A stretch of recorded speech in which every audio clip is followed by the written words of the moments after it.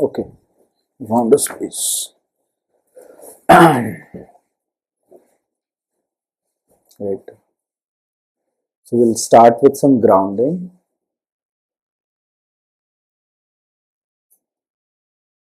We can just choose our posture, whichever we are comfortable with. Close our eyes.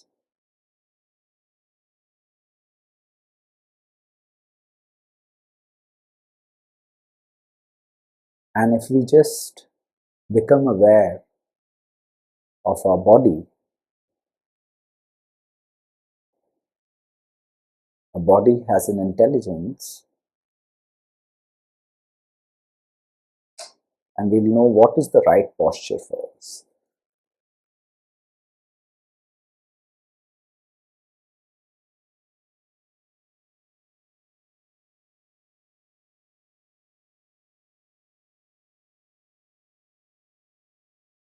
Just settling into the posture.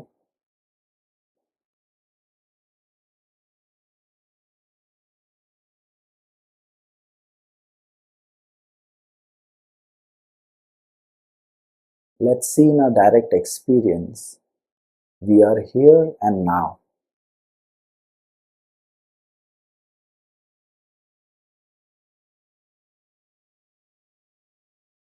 Our mind may try to take us to what happened in Sunday or Saturday,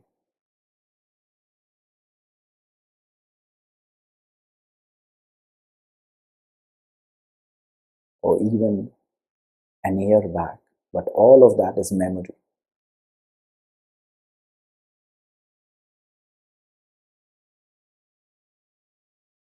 So, can we cut off from this memory for a while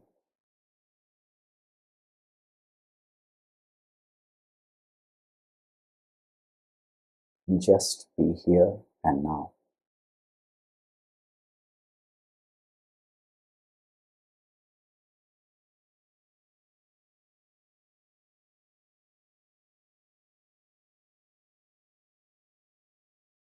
If there are any thoughts to what's gonna happen on Monday or tonight, all of that is imagination or anticipation.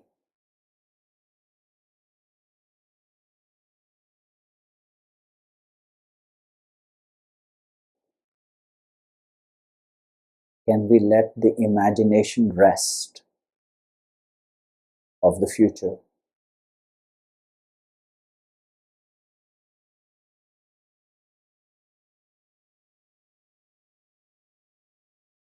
and completely be here and now?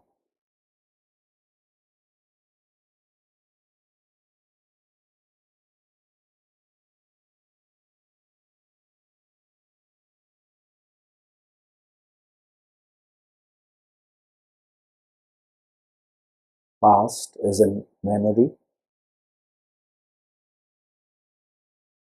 future is an imagination,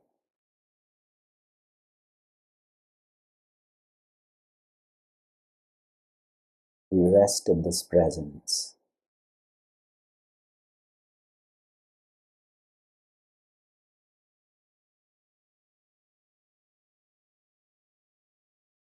In this moment, there's this air coming through the air conditioner.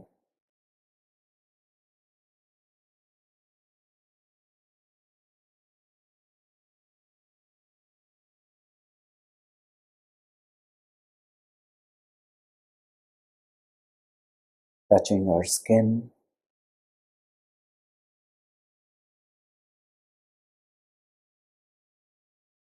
and now for next few minutes, can we become aware of our breath?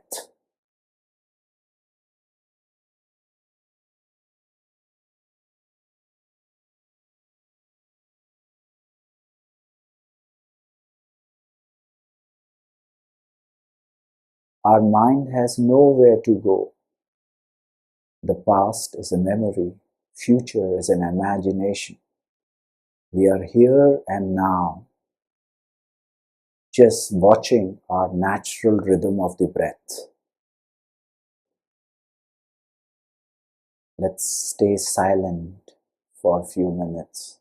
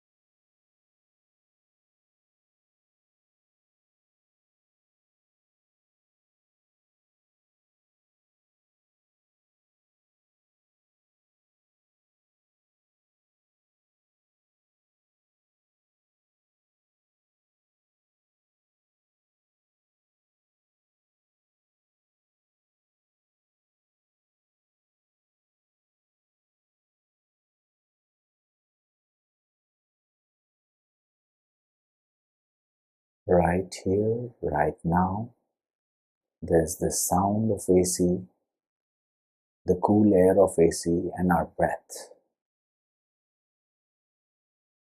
And of course, the tendency of mind to chatter. If you see such a tendency, that's absolutely okay.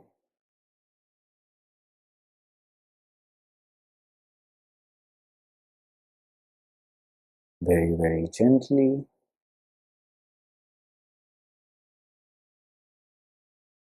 let's slowly, with the same attitude of being in present, we open our eyes, and just the way we were aware of the breath, we will become aware of the room and all of us.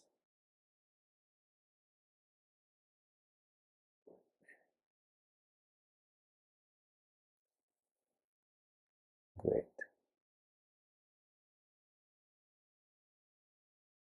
Nice.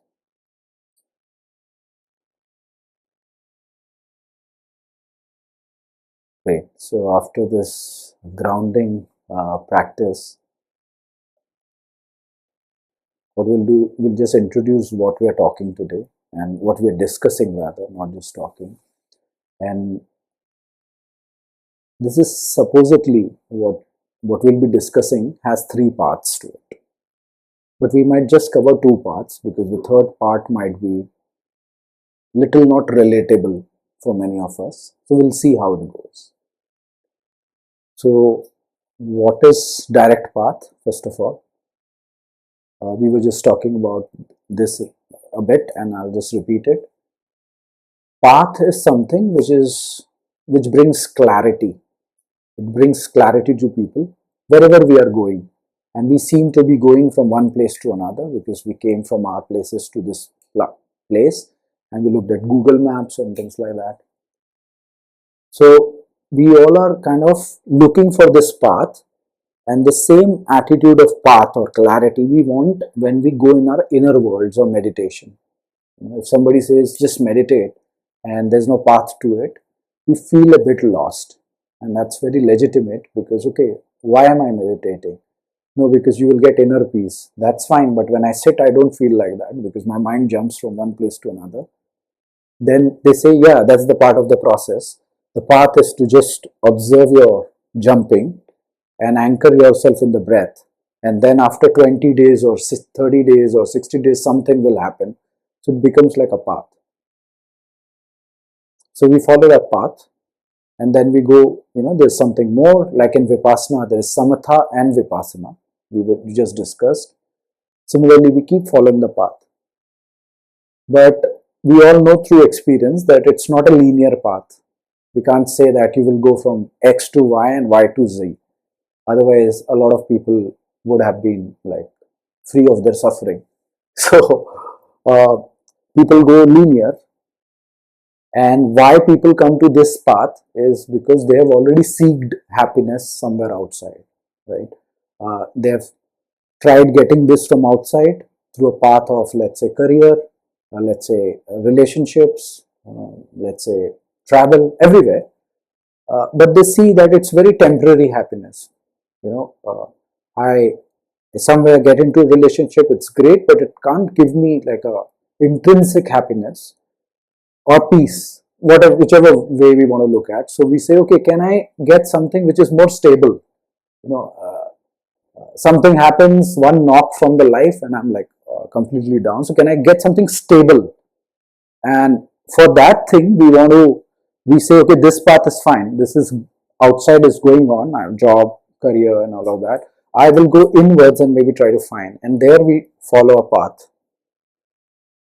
But this habit of seeking, which we are trying to seek from outside, we apply the same thing inside then, and we start seeking the peace and joy. So direct path says that as long as you're seeking something outside, also within you will not give you this peace and happiness. This is what direct path says. What does it mean? It means that, in other words, how, as I said, that direct path is somewhere a derivation from Advaita Vedanta and Kashmir Shaivism. I'll talk about it. No big deal. These are two lenses. They said that our very nature is peace, okay, and stillness. But because we are so drawn towards objects and attention towards, thoughts, feelings, sensations, perceptions, whatever is popping up, we don't look at ourselves. We look at ourselves with a lens that I am this person, I have this thought, and we just get lost there. And in progressive paths also what happens is we become, sometimes, not all the time, we become very attached to the practice or the thing of spirituality. We say, I am a meditator, I have a practice, I've spent 5 years or 6 years or, and now you are this meditator, you are this Vipassana practitioner or a non-dualist and things like that. But the direct path says even all of this is bondage. Because in a way what you have done is from one identity you have taken another identity and you're trying to say, okay, now I'm this. But can you even go beyond and go to yourself? Because Vipassana practitioner is a label which we have put on ourselves through practice. And it takes us definitely somewhere to a great path. Similarly, non-duality can get us this title that I am Advaitic, but again, it's limitation. So we go to the direct experience of who we are. That's what is direct path. How did it come into picture? A lot of people from late 1800s and 1900s now have been talking about this. Informally, there was a person called Ramana Maharshi, if you've heard about this name. He comes from Tiruvannamalai, quite famous. He didn't have any practice, nothing. One day, a realization happened to him and he started to go deeper into his own stillness, and from there people started to come to him. So he was more like a guru. There's somebody called Nisarg Datta Maharaj. I don't know if you've heard a book called I Am That. uh, it's a very good classic book, uh, removing all the mumbo jumbos of spirituality, of soul, and all of this, and just going to the direct experience. uh, that's what he did. Otherwise it becomes, okay, Brahman, Atman, this and that, and people just get confused. So he pointed directly to our nature. But there was one more gentleman who didn't become as famous. His name is Atmananda Kishore Menon. He was in late 1800s till 1920 or 30. He was a superintendent of police in Kerala. He was also posted in Bangalore, by the way. And he also had similar experience, while being the superintendent of police, because it doesn't matter what you do at outside. So he also felt that we get lost in, first relationships, work and things like that. And then when we come to spiritual world, we get lost in guru, chanting, whatever, practice and things like that. The main thing is missed, right? Main thing is missed. And that's why he brought in a more formal way, something called as Atma Vichara. There's a book, very classic book. We don't even find this. 1800s it was published. And then that got evolved. There's something, a guy called John Sheen, John Clean, something like that. So he came from US in 1900. He learned it in Bangalore or Kerala, we don't know. Same thing. And he took it there. It became famous in US, the direct path. Then there's somebody called Francis Lucille, who was a scientist before. He learned it from him. And he kind of started teaching in US, in San Francisco. All of that became quite famous. In India, nobody followed it because it got lost. Then my teacher, I can say teacher or guide or friend, not a formal guru or something, Rupert Spira, who lives in Oxford. He learned from Francis Lucille. So that's just to give you a background what we're talking about. So that's about direct path. I'll also give little bit things about Spira, however you want to say. I think usually in America everything is spy, so Spira, yeah, so Rupert Spira.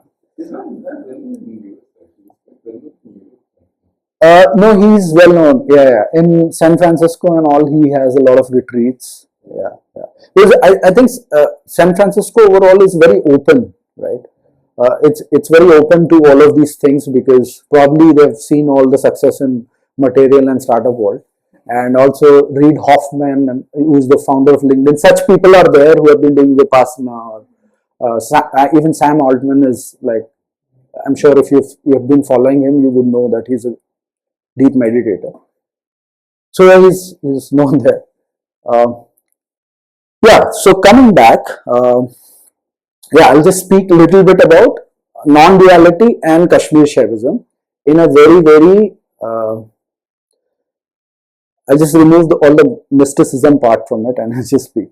Non-duality, Advaita Vedanta. Advaita means not two. Sanskrit word is Advaita, not two. It is not saying one, it is saying not two. So they've not given a conclusion to you. Okay. It says that there's one reality, however you want to call it, source, nature. In religious language, we might say God's presence. In normal parliaments, we might say, just source or nature. So there's one which is appearing as many, right? Something like that. For example, we have a body, but we have got many microbiomes living in our gut, right? They are also us. We can't say that, okay, they are separate from us, because if you remove many biomes, we might die also, we know it very well. They are like good bacteria, bad bacteria and things like that. Something like that. But we don't go to intellectualize this, we experience it.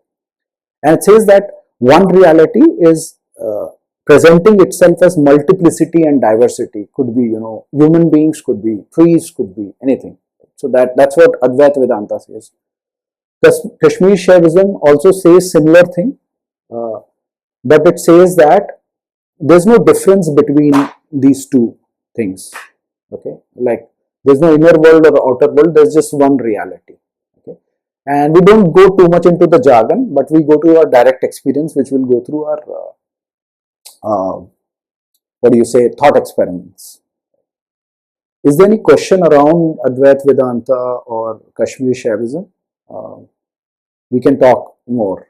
I just refrain myself from going deeper so that it doesn't confuse or take us away from the path of what we are discussing. It's like more like, as per my understanding, it's more like a state where every moment you are aware that everything is just fine. Right. Like rather than like this, as you said, intellectual understanding that actually everything is fine. Right. Yes, it's a state, it's a way of living through which you experience that everything which is appearing is temporary, and the only, whatever is permanent is appearing as temporary, right? So just to give you an example, this space is permanent, right? We came here, tomorrow morning some other people might come and go away.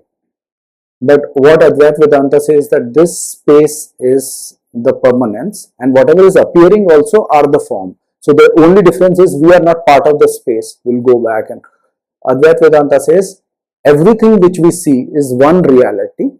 And many people who say that my experience is non-dual means they say that I experience world as if there is no other. That's what they say. But again, this is intellectual understanding. What we are trying to, why Jhana Collective and such, communities are important, that we don't intellectualize and we go to the direct experience, and we only accept what comes from our insight. Kashmir Shaivism became famous in Kashmir, from, of course, Himalayas. They started seeing as two aspects of the same reality. It's same, but, and we can experience right here, there's stillness and there is action, right? If you look at breath, there is inhalation, action, then there is a pause. If you all have noticed this, there's a millisecond pause, and then there is exhalation, then there is pause, right? Even in this room there is silence and then there is noise. Do you acknowledge this? Because if there is no silence, there can be no noise. So Kashmir Shaivism says, I'll just bring some words, let's not get confused. They say Shiva is the stillness, Shakti is the action, and they both are one. They are not two things, they are both one, right? This is what Kashmir Shaivism is talking about. Why are we talking about all of this, right? The reason we are talking about all of this is, I think all of us or whoever comes on this path wants this eternal joy or peace which is not dependent on anything outside, because we have understood that we cannot depend on a person for our happiness. We cannot depend on a job or a company. Company can perish away like this, job can fire us, relationship can break, right? Even experiences can end. Our body, which might be young and very, like, we might be very enjoying our body running and all of that, it ages and we can't depend on it. Then what is that dependable thing? That's why direct path. Okay, so we'll follow 3 stages. The first stage is we'll do a thought experiment. Before that, I just want to talk about this, or rather ask this question. If you were to define who are you, what would you say? Like, generally, if somebody asks you, tell me something about yourself, what do we say? It depends on who is asking. Yeah, who is asking. Yeah, we start picking our identities, right? Yeah, exactly. Depending upon where we are, we reveal that kind of identity. Like if we are in a business meet or something like a startup catch-up meet, we'll say I'm founder of so and so, and little beyond, I might say I live here in Bangalore, and I'm a father. And if little bit personal, I might say I'm a father of a 11-year-old daughter, things like that. So we tend to bring our identity And what are identity? These are roles and labels which we attach to us, right? And if we fill a form, we also put a gender, male. That's also in a way, okay, what my body, how my body is. We talk about our body. Beyond this, who we are is the question, right? Uh, if we were to tell about ourselves and somebody says, okay, I'm a father, okay, that's a role, that's a relationship, remove that. Then who are you? I'm a founder. Oh, that's again a role or a designation, remove it. I'm a man, that's a gender of your body, remove it. Uh, who are you after this? Beyond the point we'll see, we'll be silent actually. What will we say, right? What can I say? You are just rejecting, you're saying, this is a relation, then whatever. And that silence has all the answers. That's why a lot of saints didn't speak about it. They just kept silent. So what we'll do in the first thought experiment, we'll sit and I'll guide you through. When we sit, I just wanted to know from you, when you meditate, what happens in your experience? Thought arises. Yeah. Stays for some time. If we engage in it, it just leaves on my time. Right. If we just leave it, it will just vanish away, and then after some time, new thought will arise. Okay. Perfect. Thought arises and it stays for some time, it goes away. Sometimes also we jump from one thought to another, right? Is there anything else happens when you meditate? Feel vibration. Yeah, of the body, awareness of the body. So there are sensations, vibrations, or even pulsations. Great. Anything else? I'm in a black room, I can see my air go up. Uh-huh. It's like two lines going up and then two lines going down. Okay. And there's chatter. Chatter there, and some kind of you visualize, you see something happening. Great. Anything else like emotions sometimes may come up, right? Some emotions, because we all have stored emotions, or depending on, right? Or sometimes extreme cases, trauma might also show up. Trauma means some experience in a childhood or somewhere. It's we've seen, and it might show up, right? Anything else?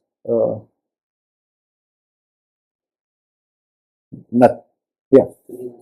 Stillness, perfect. Yeah.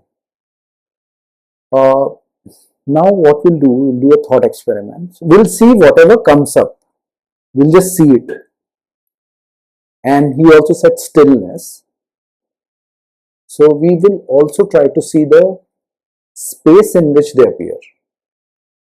I'll give you an example. If we look at this room, it's filled with a lot of objects, right? A lot of objects.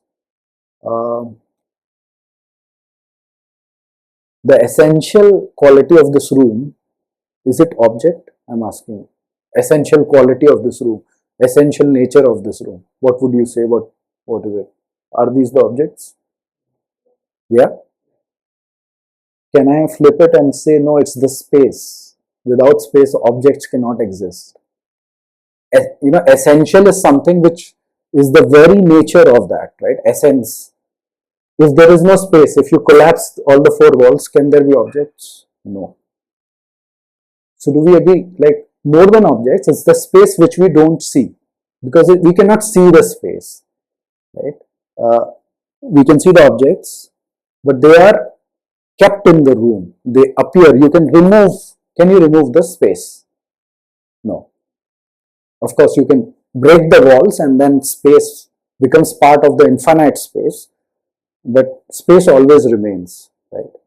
Similarly, when we sit with our mind, thought, as you said, thought appears, lingers, we may get entangled, and it goes. Then we said sensations, body sensations and vibrations may appear, and it cannot remain all the time, right? When we watch for some time, it is not a constant thing. Thought also cannot be like our thinking has changed. We can't say 6 months back how I used to think is the same, right? Vibration also changes. Emotions also, like our anger, we cannot say that we are always angry. It appears and disappears. What remains constant is the question. space, the stillness, the silence, right? Or, in other words, it's the awareness. I'm just bringing one word, and we'll do this in thought experiment. We are aware that there is a thought, right? Otherwise, how would we know there is a thought, right? Same with sensations or vibration. We are aware. We are aware it is there. Emotions, same. So, awareness is the key, just like space. You remove awareness, then, I mean, what can we talk about? Like, there's no space, then there's no objects. So, what we will do in the stage 1 today, we will sit. We will observe all of this, but also delve little bit that look at the nature of these thoughts. I'll guide you, and you can just follow through. Okay? Yeah. We close our eyes. Just sit relaxed.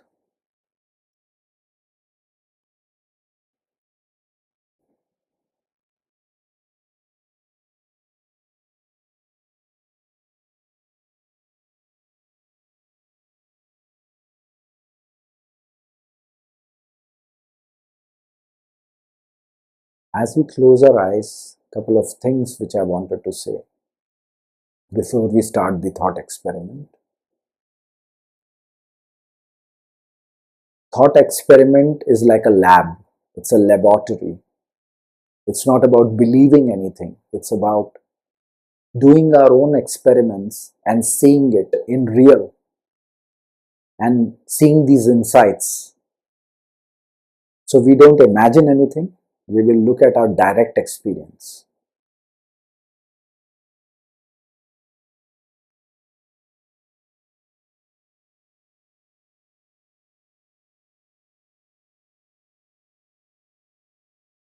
Let's just sit relaxed and still.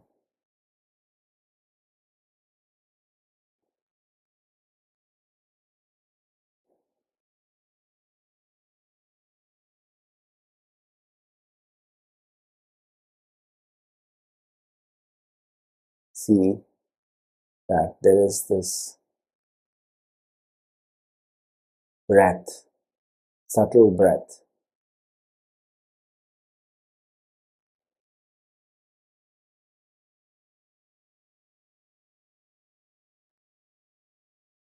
If immediately you don't become aware of the breath, it's fine. Take 2 or 3 deep breaths.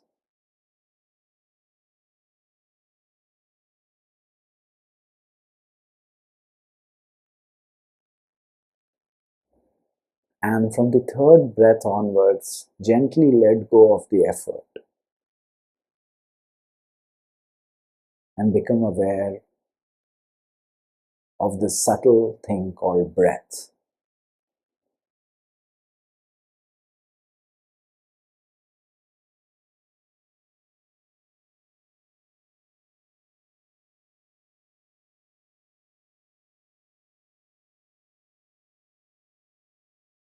Go to the direct experience of your breath, no imagination.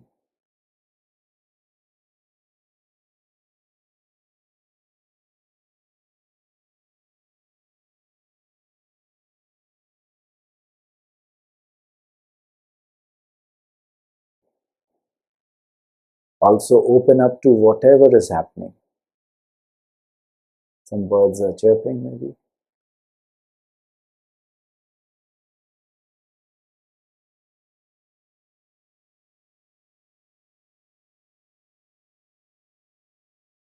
Sound of AC.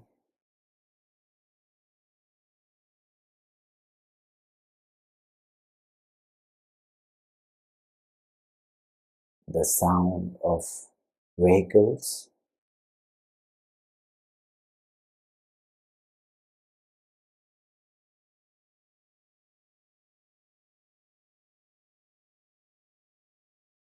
Is there anything else appearing for you?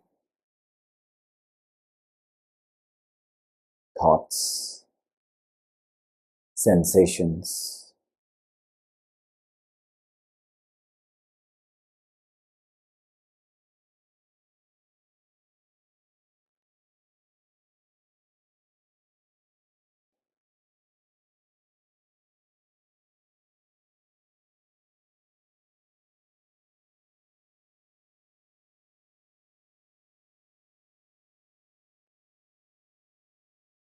anything and everything which is appearing right now in this moment.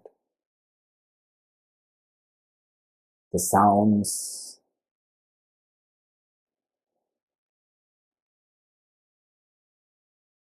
gentle chirping of birds,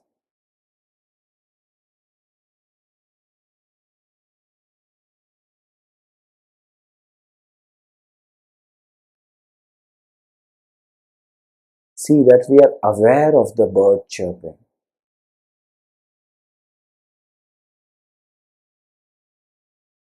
or the sound of the AC,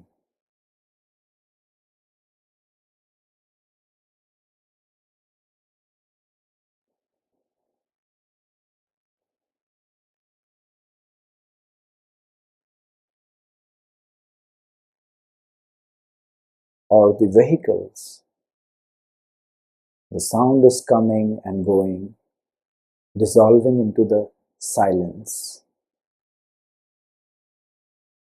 Go to the direct experience of hearing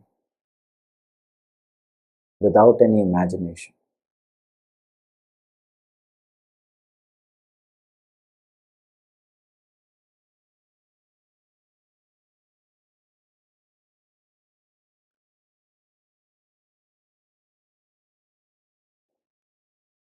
Now, if there is any thought which is running on your head, your mind is wandering, let it be.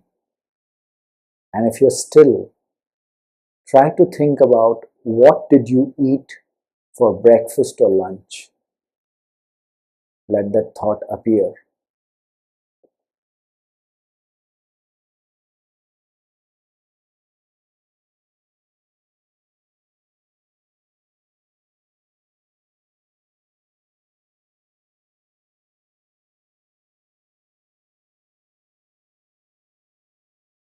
See, just like the way we are aware of the sounds, are you also aware of your thought? Thought came with the question, what did you eat? And then it disappears. There could be another thought following it, but the thoughts also change.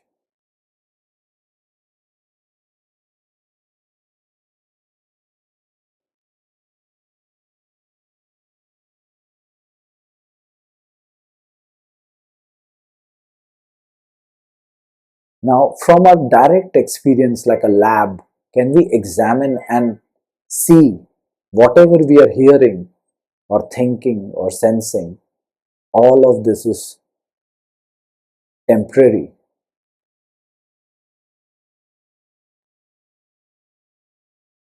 The sound of the vehicle which we heard just few seconds back is no more there.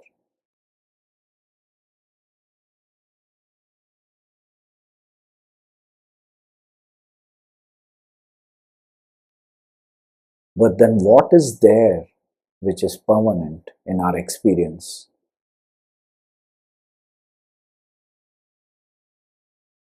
Examine it like a scientist, your own experience.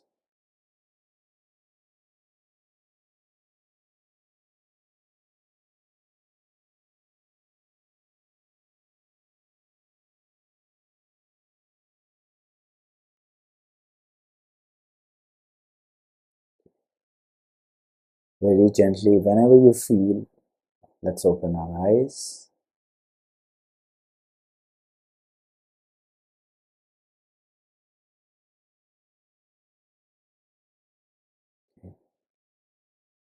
Great. Were you able to follow through whatever I was saying?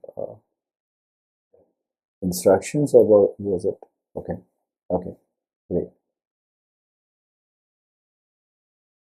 So the direct path talks about your direct experience. It doesn't talk about, there's this which is written in Advait Vedanta Kashmir and this is the truth.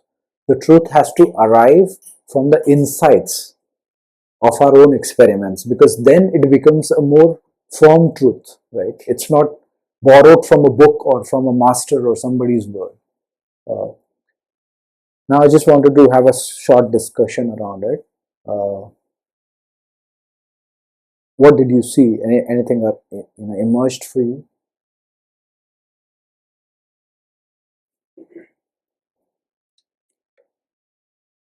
Nothing. Okay. Hmm. Any other meditation session? Yeah. Anything else? I pretty much do the same thing. So Right. for me, it's nothing. It's nothing. But okay. So you could clearly see what's temporary and what's continuing, right? Were you able to also see the thoughts are temporary? They come and go. They're transient in nature. Sounds we were hearing, and we could clearly see as the vehicle passes by, it goes, right? A bird was chirping and it stopped. What was continuous is the question. Observation. Yeah, yeah. Any other word for this? Like, Space we talk about. We experience space. how do we? Experience space. Space, yeah, yeah. Okay, this is Awareness of this, which is happening, yeah. Observation, how do we experience space? Awareness of all of this. Can we say that observation, one word, or awareness of it was constant?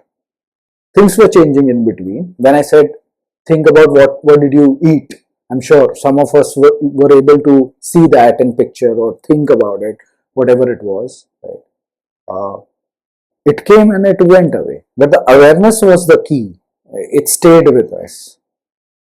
So then, most of the traditions said that things which are transient in nature, should we depend on it for our happiness, like our thoughts, like a feeling, like our emotions, feel, or something which is permanent?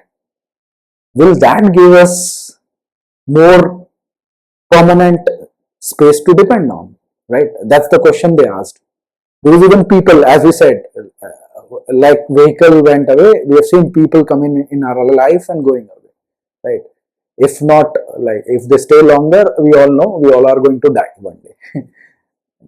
Nothing negative, but that's the truth, very truth of life. So ancient yogis and saints said that should we depend on something which is transient in nature, which is impermanent in nature, or should we really find something which is permanent, which is more stable, and it's gonna be with me whether I'm 10-year-old, 20-year-old, 80-year-old, whether I'm married, unmarried, whether I'm fired or I'm doing excellent in my job, right? Whether I get whatever 100 million funding or zero funding. So those were the questions which came, right? So in this same thing, things are transient. Can we depend on our thoughts for our happiness is the question.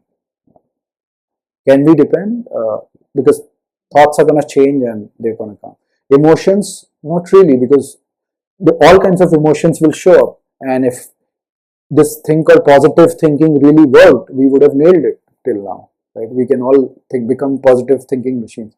Not possible, we all know. Emotions will also, it's not in our control. How we respond to it may be in our control, but it may come up. So then they said, can we explore the nature of the awareness, which is constant? Right? So the first stage we said, can we see what is permanent, what is temporary? We clearly saw that thoughts, feelings, emotions, perceptions, sounds, these are not temporary. Awareness is, these are all temporary. Awareness is permanent. In the stage 2, they said, can we explore the nature of the awareness? Because if something which is constant, that only I should depend on, can we explore the nature of awareness? Is it getting too much, or you're able to understand? Like, please feel free to, right? Now, how do we explore the nature of awareness? That's like you're going extremely subtle, because language will have its own limitation here, right? Uh, because what we are used to a form world, right? Form, even thought is a form. That's why they say thought form. You know. So how do we go to this subtle place and explore? Like If we were to explore the nature of space, what would we say? If we explore the space right now, we remove our attention from the objects and we see the space, what happens?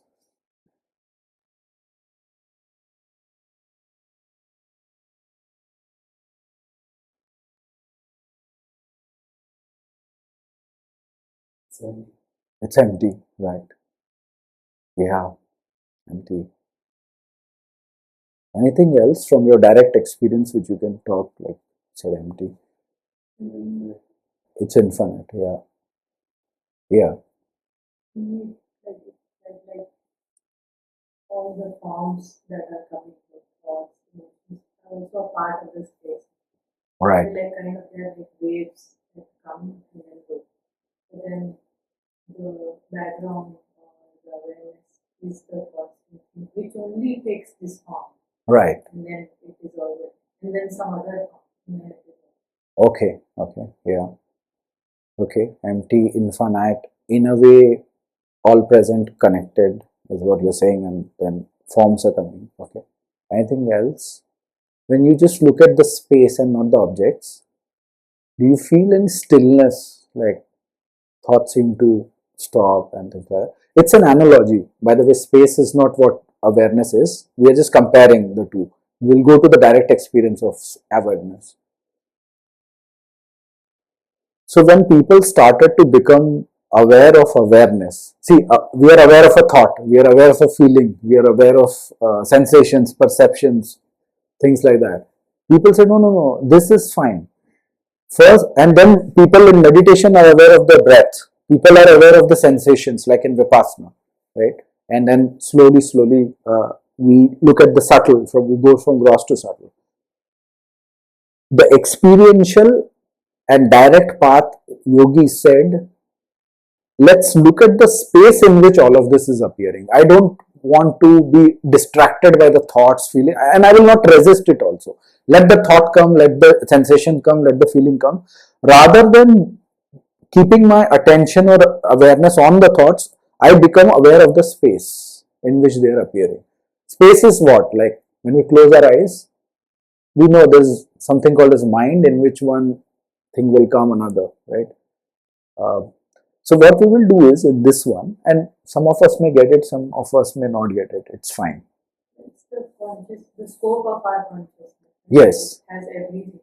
it has The everything. body, the Yes. information, the thoughts, everything that we can. From where we say that we are this person and we experience the world, right? For example, I'm sitting and somebody hits me here, then this is also a space for me, right?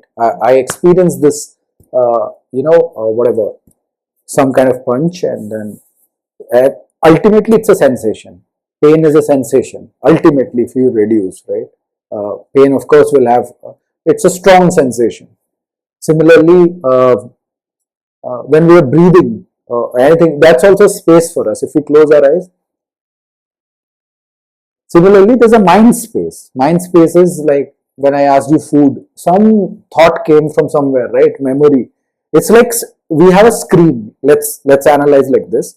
We have a screen, and on screen there are different movies which are running, right? Sometimes it's a positive movie, so we are very very motivated. We get up, and those days are amazing. And someday there is not so great movies. We'll get bogged down by the emotion. The same startup would look like hell which we are building, and the very next day it will become very good. So those are like thought forms, or emotions, feelings. We are saying, can we become aware of the screen? Does it help what I'm talking about? Because screen is always present, right? Again, same analogy. Screen is always present. Awareness is always present. What is changing is the movie on it. What is changing is the thought, the sensations, the feelings. So what we'll do is, this is called as being aware of being aware. Okay, it may be quite advanced for some people, and it's not just word advanced as if somebody is higher or lower. It's just that it may not be your path sometimes. So it's fine. Just do it like an experiment, like a scientist, as I said. Do not believe on whatever I say. Go to your direct experience. That's the real thing. Okay, great. Let's check the time once. Yeah, we are good.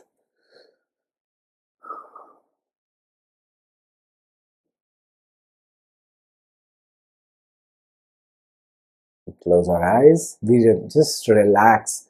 We're not here to do anything.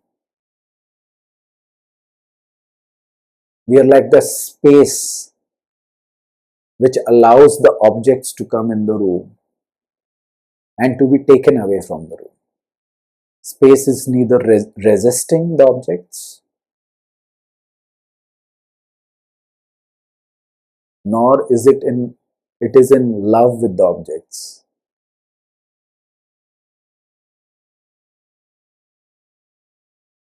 Similarly, we just relax.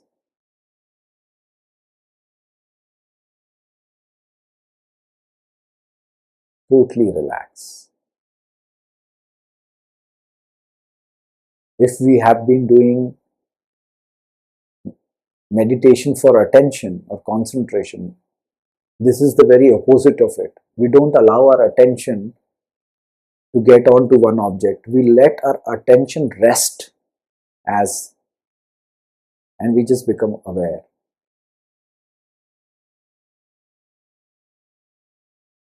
We're not doing anything, relaxing.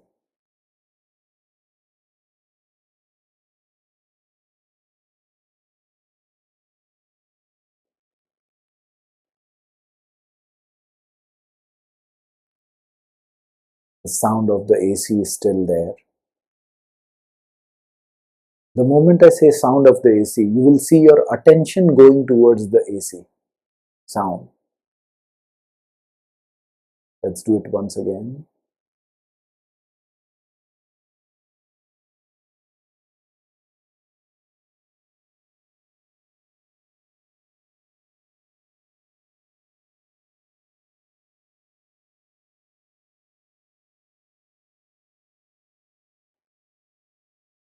The sound of vehicles.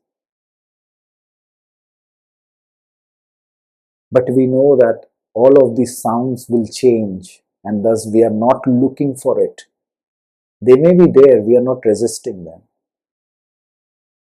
So we just rest as ourselves, as awareness, which is constant, which is permanent. Let things come and go.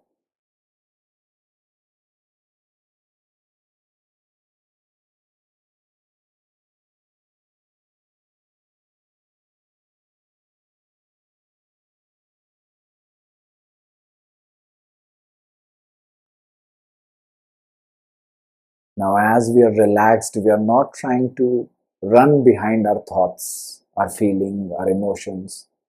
Neither are we resisting them. They are like coming and going.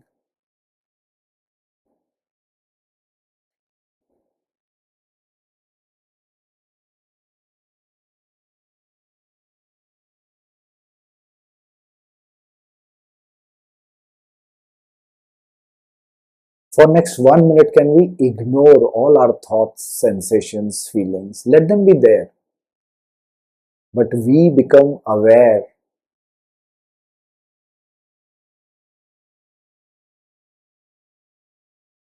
of the awareness, or in other words, the silence, the stillness.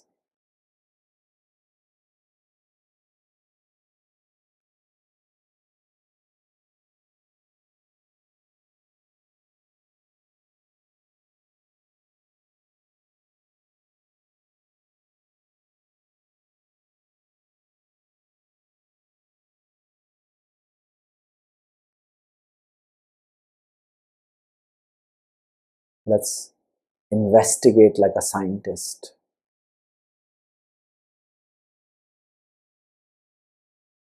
Scientists will look for her or his own evidence and insight from the laboratory.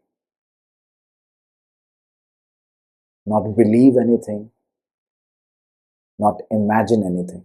So go to your direct experience of your mind, your body, whatever you call as you. or whatever you refer to as I, don't refer to a thought or imagination. Go to the direct experience of I.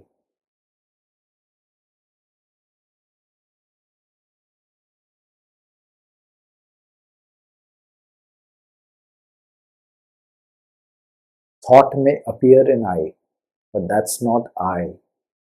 Thought goes away, it's a temporary appearance. So we rather explore I,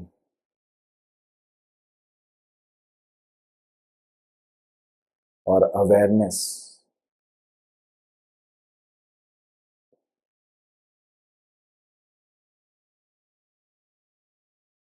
Now, this I, or this awareness, was there when you were 5 years old. The thoughts may be different, your emotions may be different. Examine it, that the same I has continued, but the contents have changed.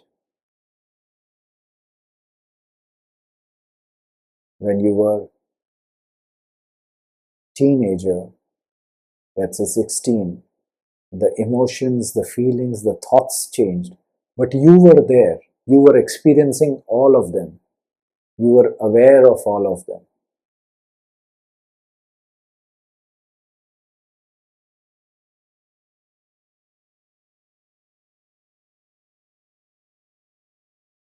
And even right now, if you go to your direct experience, your awareness or you are the only constant thing. Explore this. Let the thoughts be, let the sensations be.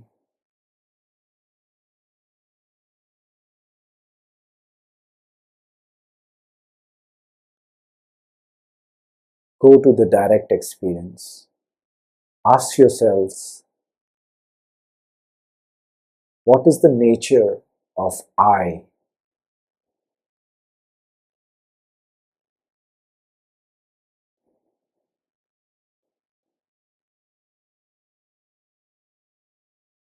This space in which my thoughts, feelings, or the whole world is experienced by me.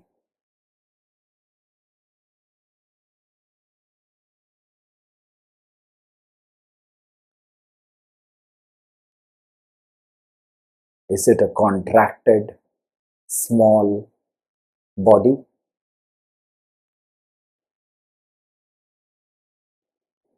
Do not answer it from your mind. Go to the direct experience of your awareness.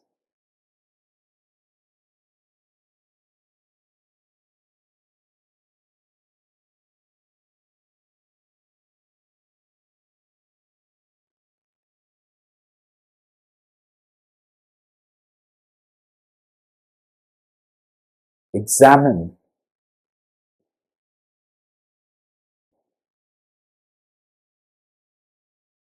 Is this awareness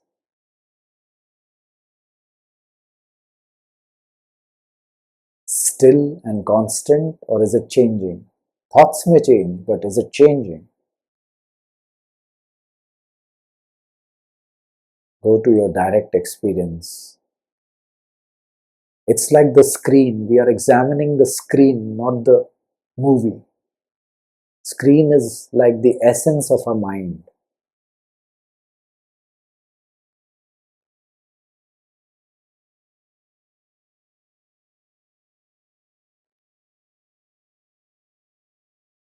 Ask yourselves in your direct experience, is this I, or in other words, awareness,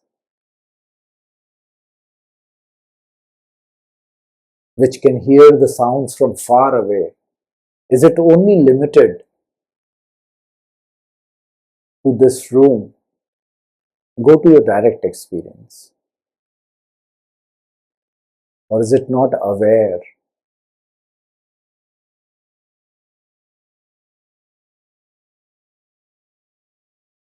of things which are outside of the body.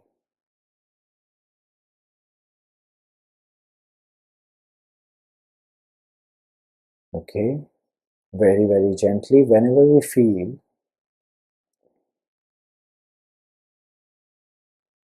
we open our eyes. Great.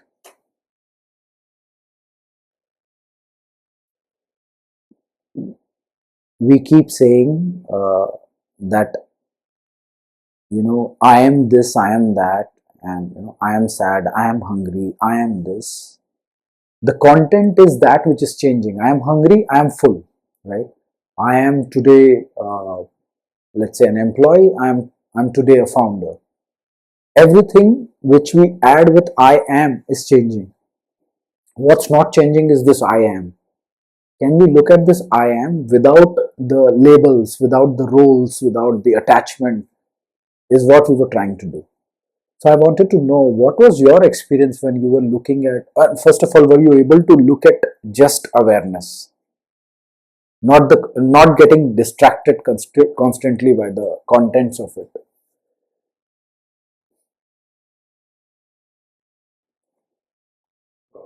Not really, because thoughts and feelings and body, it's very natural.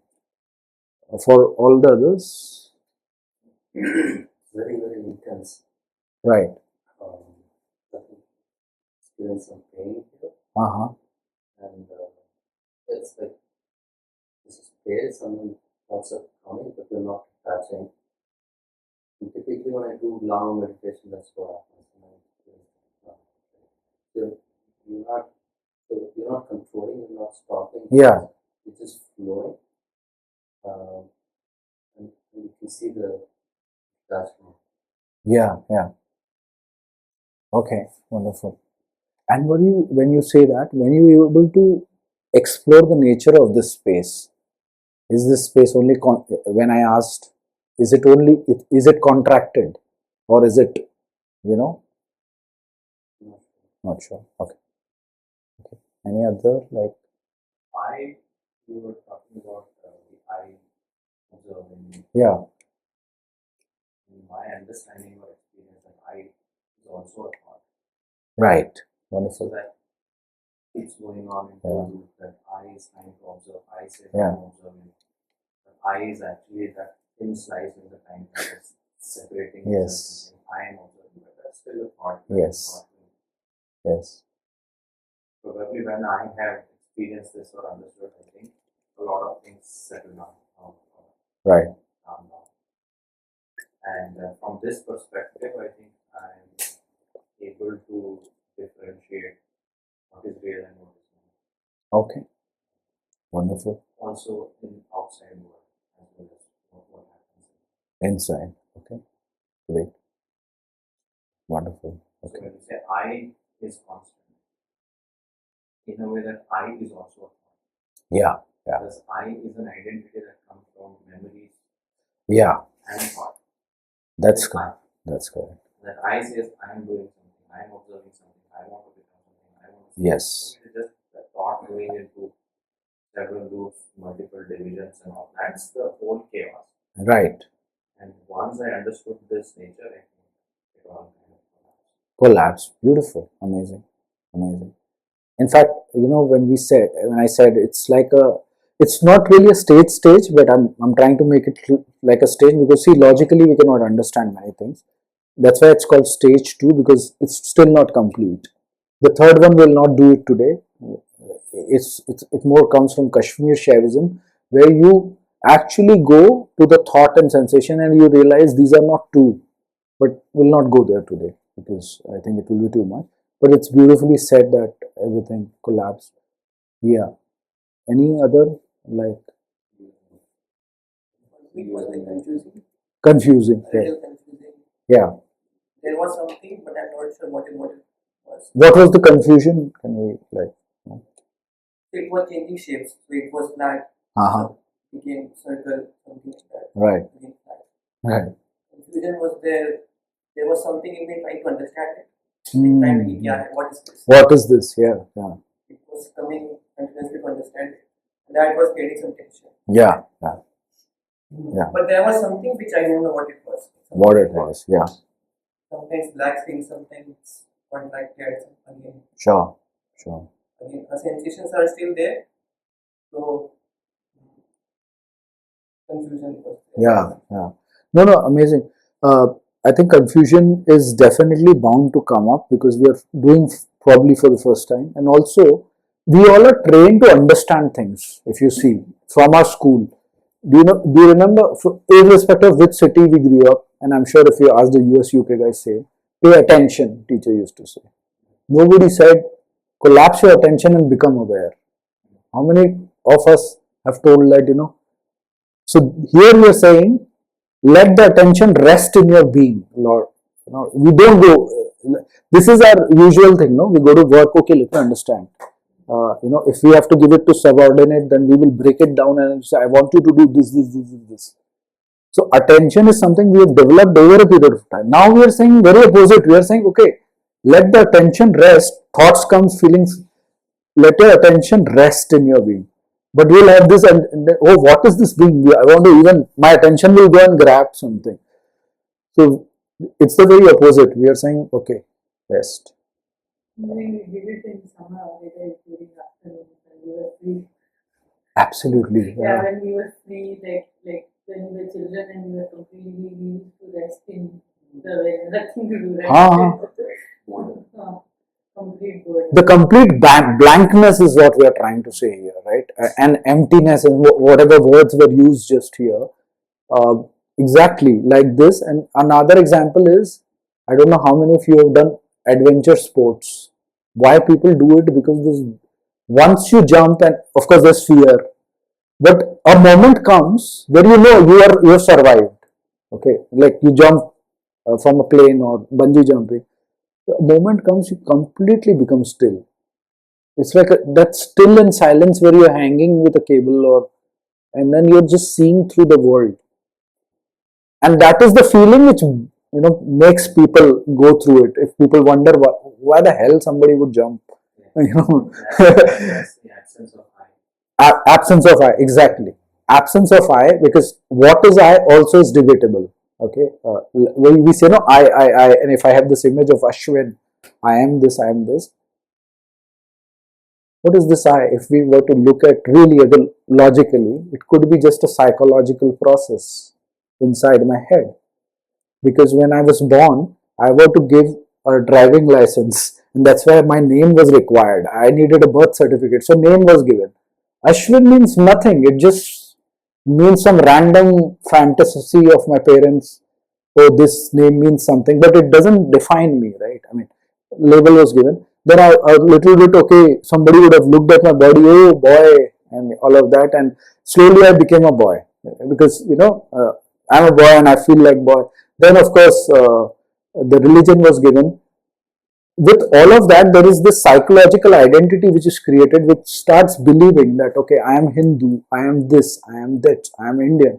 But if you see purely, if we were to reverse the whole cycle from a 43-year-old Ashwin to a 3-hour Ashwin, what has happened is I've just accumulated things. Not just me, I'm just taking it on me, but all of us. We've accumulated things, right, with our experiences. But these accumulations are temporary, as we know. Even body is temporary, right? This like accumulation. Even the roles are temporary. What is permanent, what has remained permanent is what we're trying to say. So when we investigate, that's why in some of these traditions, people talk about something called as ego or separate self. I don't know if you've heard about this. Ego, I'm sure everyone has heard. But ego is taken in very different terms. They say, oh, he has a lot of ego. I don't have ego. That's not what we are talking about. We are talking about an image which is inside of all of us, which believes that I am this person who does all of this, and this person is the only reality within me. Something like that. And that's why when that person is believing, let's say there's a neurosurgeon, okay, he's a very good neurosurgeon and he's believing I am neurosurgeon, at 50 or 60, his or her hand starts to tremble because of Parkinson's or whatever. He's no more a surgeon.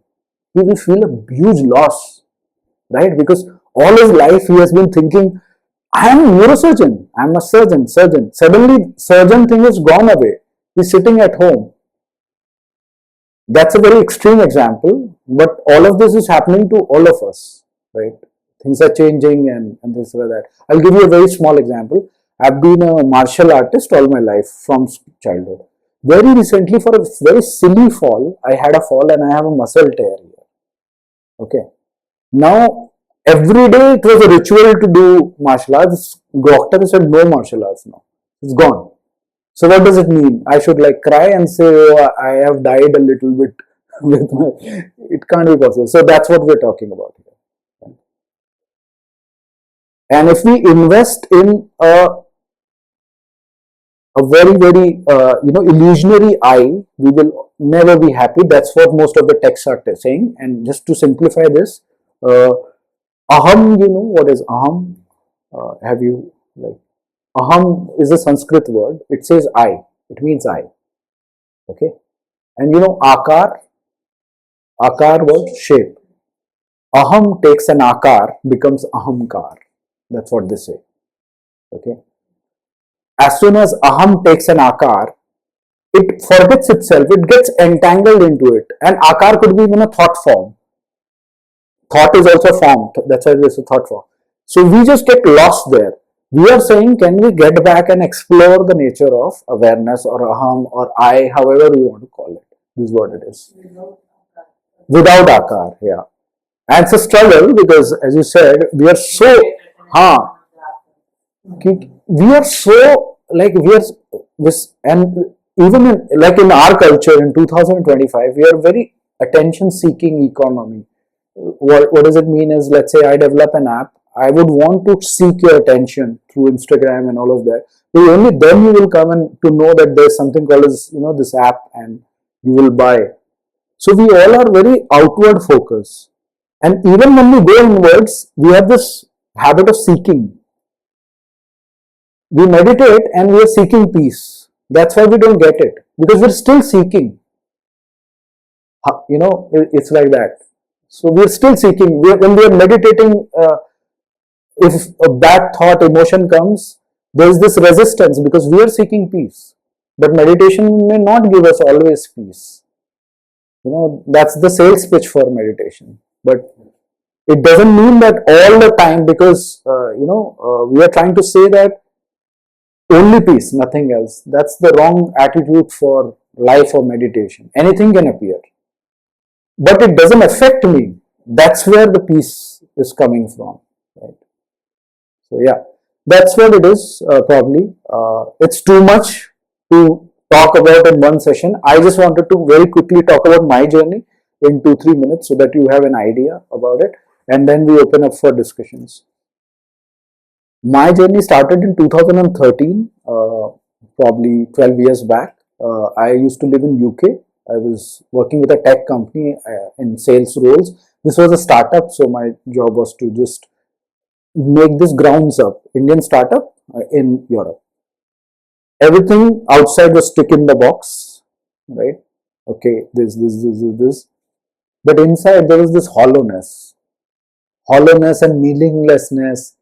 First I ignored it. After some time it converted into clinical depression. I landed up to a psychiatrist. First it was like, yaar, sab kuch to hai, everything you have in your life, then why are you feeling like this? Then I came to know, no, depression is not dependent on, you have everything in your life. So I went to a psychiatrist. He said, oh, 2 things you need to do, take pills and you also need to do therapy. I did that very sincerely. And I'm not recommending this to anyone. But after 2-3 months of my practice, what happened is I felt very groggy and very suicidal kind of thing, because what was happening, my symptoms were numbed with the medicines. I felt, in my case, I'm not saying it happens to all of you. So I left the medicine and I started therapy. Therapy helped me. But I wanted to, then I realized I was looking for something which is more permanent happiness and peace. not on things, because I had tasted everything, other things like house, buying a house, or car, or silly things like whatever, and even good things like having a good partner. I had become a father by that time, but all of that was not giving. That's when my meditation journey started, and I started meditating with a Buddhist monk in UK. Um, Slowly and steadily, I started to understand what are emotions, what's happening, and when you drop the resistance towards whatever is coming up, anxiety, what happens slowly this journey. But that also took me to some place. Then I went to a place called Yog Vedanta Forest Academy, where I learned about Upanishads and Vedanta. It's in Rishikesh. That also helped me, but I realized a lot of the time either I was stuck here or I was spiritually bypassing. Stuck here means I was only intellectualizing and I was meditating, or I was taking a belief and saying, okay, this is who I am. Okay, and spiritually bypassing. Slowly and steadily things happened, and long journey, as you can imagine, 12 years. Slowly and steadily things started to become clear, and I've been still exploring, nothing great. And I feel that the peace and joy we are talking about, it's a very ordinary peace and joy, and it's available to all of us. It's not like it's a property only available to one person, or great gurus only who wear orange or something like that. It's available to all of us. It's just that uh, how much we are ready to immerse ourselves into it, which takes away sometimes even this identity which we are sticking on to it. But we don't have to give up completely. What I'm trying to say is we go towards the truth, and which is our own truth, not some manufactured truth. Yeah, so that's my story. Yeah.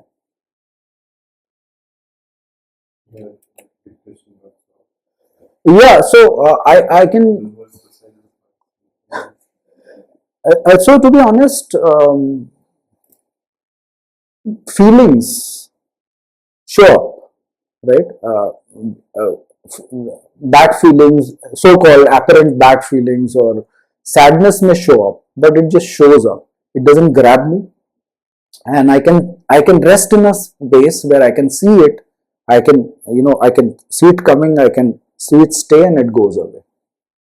Right? What we are talking about.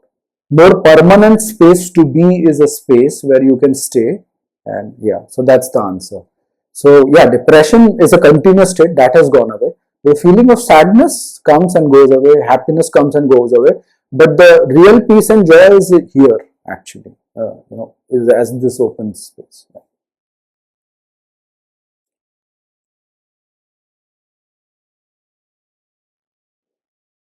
Now it's like open for discussion, so we can, yeah, we can stop. Yeah, so your question is that once we understand this, is this stable place of peace, happiness, joy, is it going to be constant all throughout life, or it's going to vanish? Very good question. And that's when we've heard about this awakening and enlightenment, such very heavy words that, okay, this so and so person got awakened or enlightened, so it's end of suffering. Buddha, in fact, said that it's end of suffering. But, as you said, that's quite right to look at it from not a very firm point of view. Whether it's going to stay or not. My answer is just by understanding it doesn't go away. Even awakening or whatever words we are talking about. This is just my own experience, and it is not an event; it's a process. Okay, because what happens is we have this habit of living as a person who always gets contracted, who has emotions, trauma, this. So this understanding or this experience needs to permeate into our psychology, our nervous system. A peaceful nervous system all the time is very different than a nervous system which sometimes gets enlightened and sometimes becomes. So we are talking about constant, right?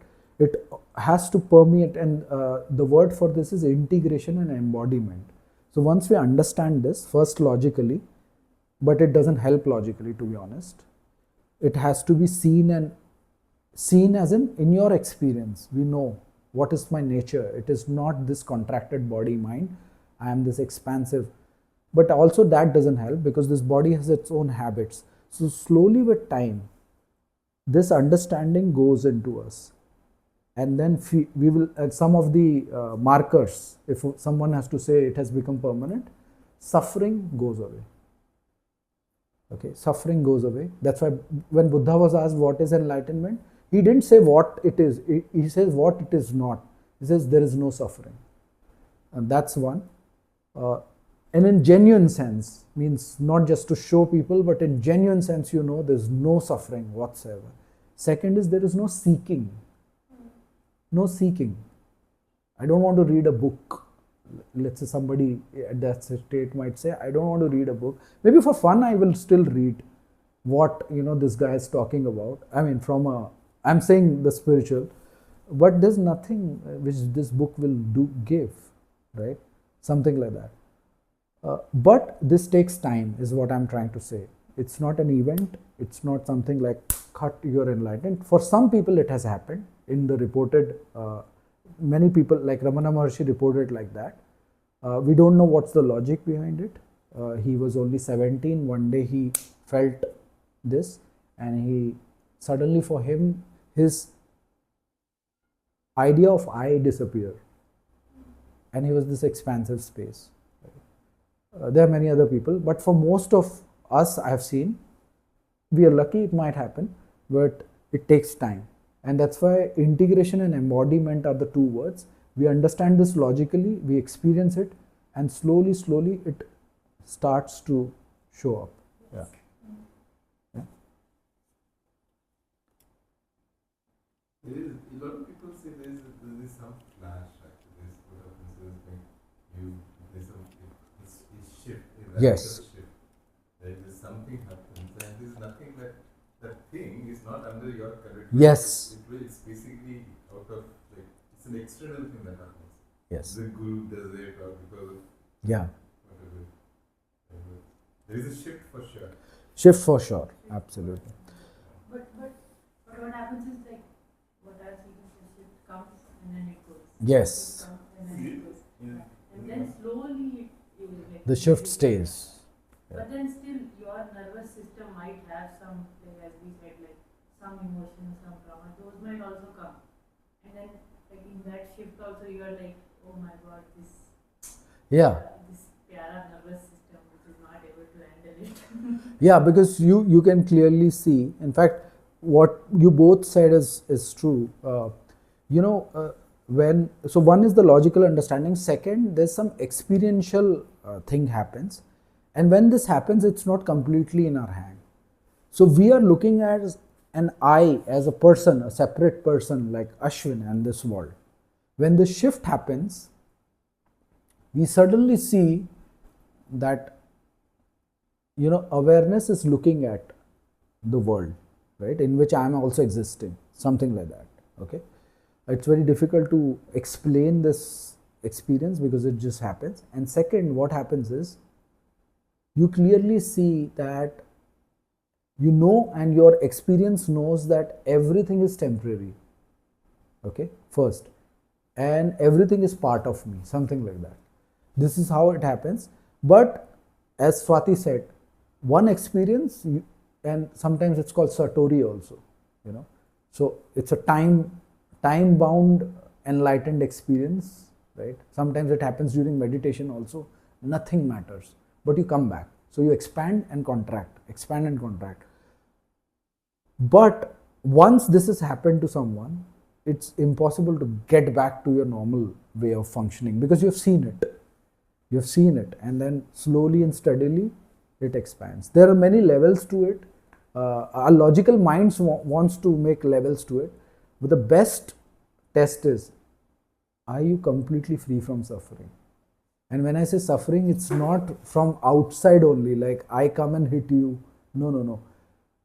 That is one kind of suffering. Even that may not completely affect you. Major suffering, if we all observe, we are internally creating it. Have you seen this? Like, most of the time, we are creating our own major suffering. Right? Do we agree? because none of us are in those socio-economic conditions where we can say that suffering is because of roti kapda makan. Maybe it is there, but not like to an extent. So major suffering, so that suffering goes away. I always thought of enlightenment as something like you're like academic, you've got superpowers now. Like, Right. you have pseudo access to it now, right? And you can like go and like change something, right? Or like, and like, I've always thought about that way. Yeah. But but the thing is like, it's in a sense, so so this whole concept of Maya, like Advaita Vedanta. Maya thing, right? And Kashmir Shaivism doesn't have it, right? Kashmir says there's no, it doesn't say there's Maya there at all, right? Yes. There's not like a projection, it's not so. What happens is like if you think that it is all a projection, it is happening, right, from your, it is your own kind of a thing, like this whole world, right? You can, this projection, can you like change it? Can you modify it a bit? Yeah. Can you like cause, right, some underlying things? Can you bend the reality? Yeah. In like for example Neo, right? When Neo says there is no soul. Yeah. Right? Can you do that? Like, can you get to that point in your mental thing? Yes. Right? So yogis can get to the point, right? Yeah. They can get to the point and they can turn the thought around, right? Yes. They can like modify the thought, right? They can change the thought, right? 100%. They have that much control. So if you read this, I'm sure you would have read Autobiography of a Yogi. I don't know if you've read. I started it. Okay. It's a classic from 1930s. I'm sure it became famous because Steve Jobs read it, and especially Virat Kohli. When celebs read it, everyone will, okay, I also want to read it. So there are a lot of such examples which are given. There were saints and people who, some were able to just levitate, duplicate themselves, so many things. But let me tell you one thing. These are called siddhis. And the pure play people like Buddha, or when I say pure play, who are absolutely not interested on all this tamasha, they have been telling that siddhis are actually barrier to the absolute liberation. When I say absolute liberation, you don't want anything because you have everything. You don't want to bend the reality. Why would you want to bend the reality when you are the reality? That's the question. So there are different stages. Like, if you are the reality, why would I want to show up and do something, take out gold out of my mouth? I'm sure there are many saints who have done this, right? That could be one of the path. I don't disregard anything. They have done great things. Like, there have been healers in the past. I don't know whether they are legitimate or not, but people have gone to them, bowed down, and they've got something. But I'm talking about the pure play people who are just dedicated to truth. Because they understood, I don't exist as this. So why should I again acquire a thing of siddhi and then get stuck? And that's why if you see most of the like pure play masters like Ramana Maharshi, Nisargadatta Maharaj. When I say pure play, they are not trying to bend the reality. They are just trying to be. They are not getting into doing something. Because see, even when we say, can I change something here? Let's say war was happening. Now somebody might say, oh, I have got the powers. I can change the mind of 2 prime ministers or whatever. It's still the act of doing something. So there's something called as doing and something called as being. These people were more being. They said that real peace is within you, and once you access, you don't want to change the world, right? Otherwise, one can debate, if there were so many enlightened people, why did the rape happen? If they had powers, they could have stopped it. Why there is so much of poverty? If enlightened people have the powers, they can bend the reality. No, it's not that way. You can also question that's the problem of evil. Yeah. God, if there's so much evil in the world, why can't God fix it? Yeah, you can always say that, exactly. Right? God is so therefore God is all this, and therefore let's connect God. Right? But Absolutely. that's the problem. That is like this well known as the Epicurean paradox. Yeah. Right? And there's a very good solution in it. So Advaita has the best solution to it. Yes. Right? It's not really happening. Right? That Absolutely. didn't really happen. Right? It's just a projection in your mind. That thing that you're feeling about the rape, this whatever is going on, it's just going on in your mind. Yeah. Right? That's it. Right? This is all a dream. The real answer is to wake up. Yeah. Right? So in this dream, right, let's say we are in a dream, let's say we are in the matrix, right? And so what? You know that so after doing spiritual stuff, like after so I've been nerding out about Advaita for like last 5 years now. Right? And I've read all the Drigdishya Viveka, I've done your Panchosha Viveka, all that stuff, right? And I understand Ashtavara, I understand when he says that like Ajatavada, what it is, right? What does it mean? I get it all intellectually, it all makes sense. Right? Now the point is like if in this scenario, right, you have like you are a dream, let's say, right? Now I know that like this is a character in the dream and he is trying to wake up, he is seeking, he is doing something. I also know that there is no free will. Right? This is all in this reality.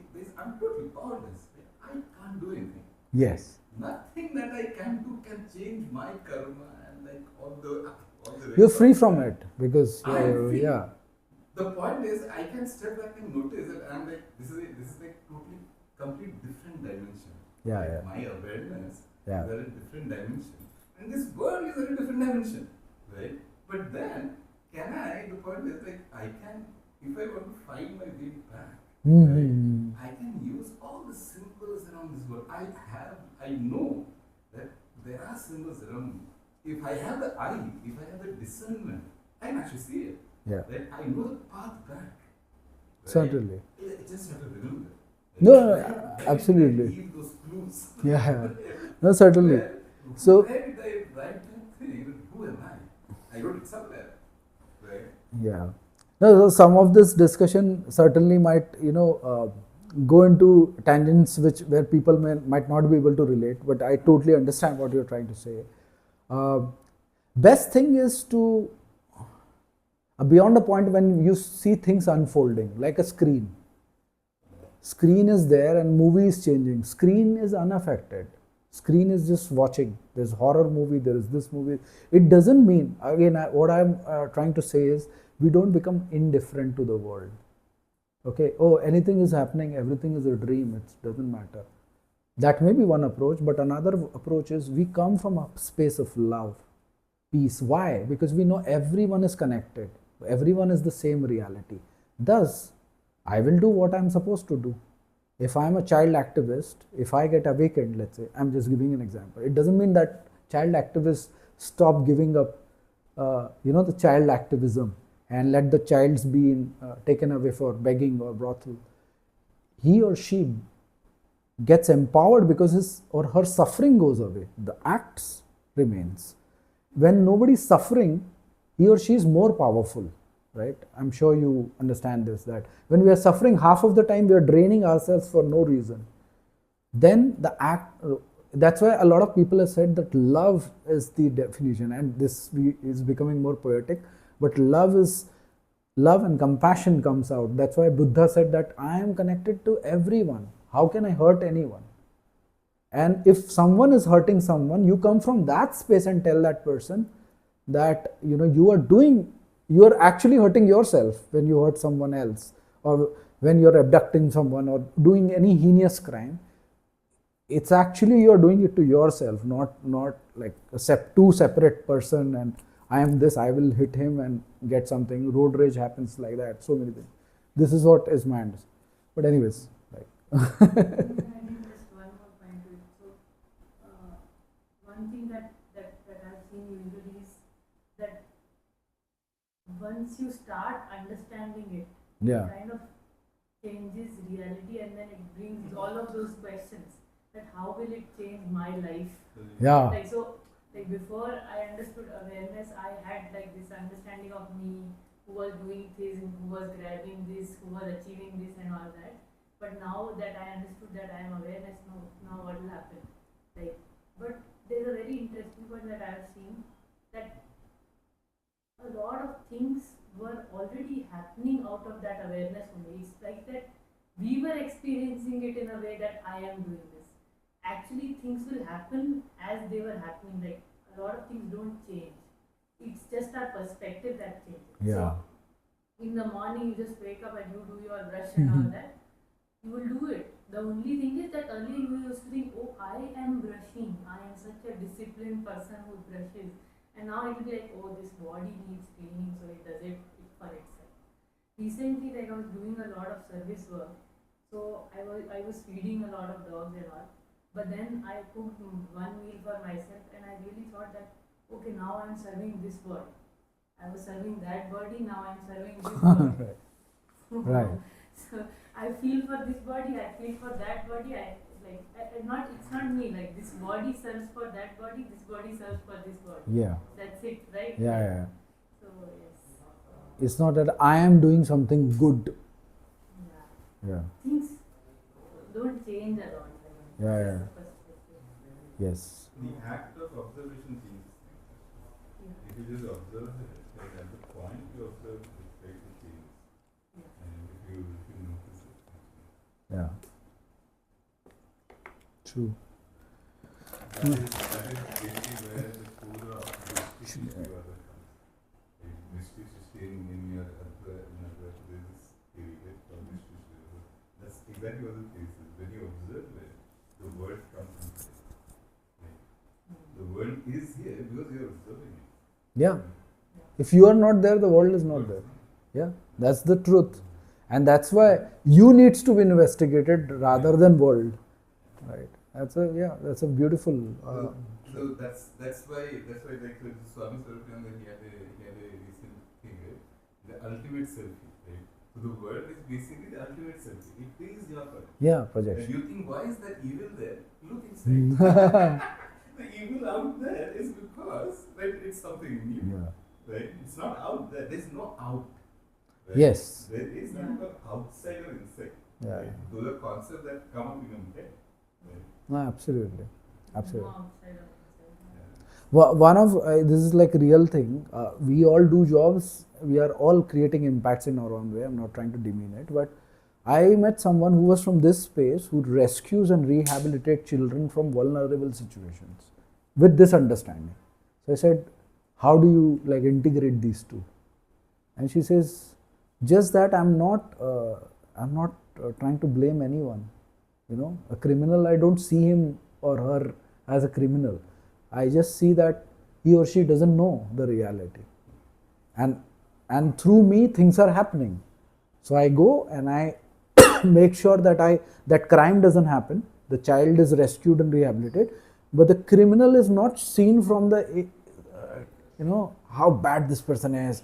This person needs to be killed or imprisoned, and that in a way transform that person on and this person also. But I don't stop my work. I'm very much. I'll go, and if I have to slap someone also, I'll slap. That way, yeah. Anyway, so that was a great discussion. It's 7. Anything you want to discuss more?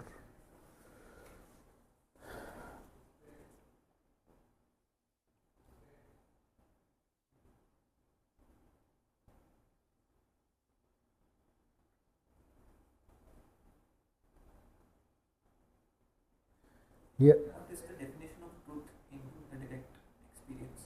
you're right. It's like what you believe as true and what is not. So We talk about like there's truth, hard truth. yeah, Direct experience is like what is happening right now. yeah. I don't know if I'm asking the correct question, but Uh-huh.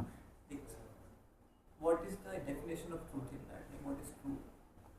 Right. So there is no definition of truth in direct path, but what it's saying is, okay, I'll give you an example. If I were to ask you, take a step towards Shri, you would take a step towards him. If I ask you take a step towards me, you would get up and take. If I say take a step towards yourself, what will you do? You became blank. That's the truth. Silence is the truth. No ideas, no thoughts, no concept, no ideas, logic, and that's why it makes people uncomfortable, because you had no words. Like, what do you say? Somebody comes, and that's why Buddha, when asked, "No, what is enlightenment?" he said, "End of suffering." He didn't explain what is enlightenment. He said, "End of suffering." If it was so easy, person like Buddha, he was the stud, he could have said. So the truth cannot be explained, but it can be experienced in the absence of all the ideas and thoughts and feelings and sensations. That exploration is truth, and that is not bounded, because bounding means we can label and we can put it. Truth is, one more thing, we all will agree to this, that reality can be only one. Ultimate reality I'm talking. Like, of course, there can be multiple versions of reality, virtual reality and things like that. Ultimate, the essence of reality is one. There are different paths.